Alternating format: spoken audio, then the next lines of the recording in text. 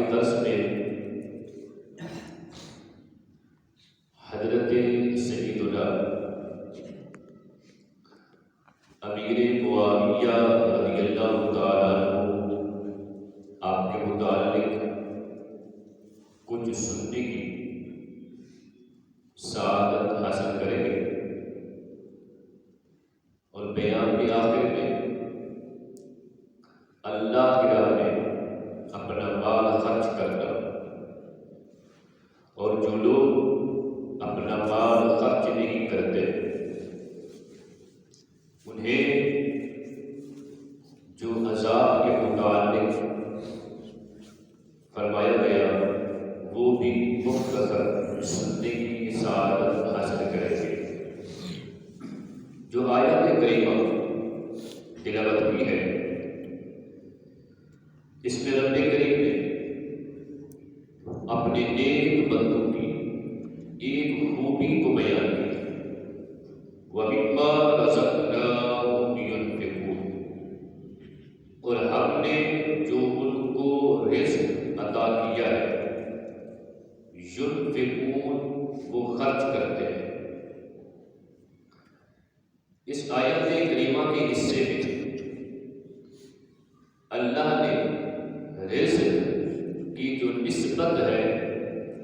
وہ اپنی طرف کی ہے کہ رزقنا، ہم نے رزق دیا۔ تو حضرت امام حسن بصری رحمۃ اللہ تعالی علیہ آپ ارشاد فرماتے ہیں کہ رزق ایک ایسی چیز ہے کہ جس کی نسبت اللہ نے اپنی طرف کی ہے۔ ویسے تو کائنات کا مالک، ہر چیز بنانے والا اللہ ہی ہے، لیکن اس آیت کریمہ کے حصے میں اللہ نے رزق کی نسبت اپنی طرف کی۔ تو حضرت امام حسن بصری رحمۃ اللہ تعالی علیہ فرماتے ہیں کہ جس چیز کی نسبت اللہ کی طرف کی جائے یا جس چیز کی نسبت اللہ کی طرف ہو اس چیز کو پاک رکھنا ضروری ہے۔ تو فرماتے ہیں رزق اس کی نسبت اللہ کی طرف ہے، تو آپ فرماتے ہیں رزق انسان کا ہمیشہ پاک ہونا چاہیے۔ سبحان اللہ۔ ایک اور فرقہ ہے، ان کے ساتھ ہمارا تعلق تو نہیں ہے، انہیں معتزلہ کہا جاتا ہے۔ وہ لوگ یہ کہا کرتے تھے کہ رزق ہوتا ہی وہی ہے جو پاک ہو، رزق اس چیز وہی کہیں گے جو پاک ہوتی ہے، اس لیے کہ اس کی نسبت اللہ کی طرف کی گئی ہے۔ اگر کسی نے اپنے رزق کے اندر حرام کو شامل کر لیا تو پھر اس کو رزق بھی نہیں کہا جائے۔ بہرحال حضرت امام حسن بصری فرماتے ہیں کہ رزق کا پاک ہونا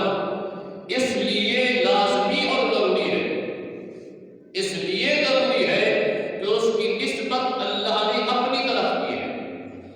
اور حضور اکرم نور مجسم صلی اللہ علیہ وآلہ وسلم نے ارشاد فرمایا کہ اگر کسی شخص کے کپڑے گرد آلود ہو، اس کے بال گرد آلود ہو اور وہ سفر میں ہو، مسافر ہو، وہ دعا کرے تو مسافر کی،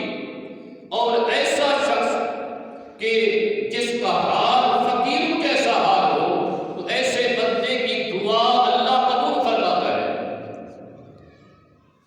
لیکن میرے آقا علیہ الصلوۃ والسلام نے ارشاد فرمایا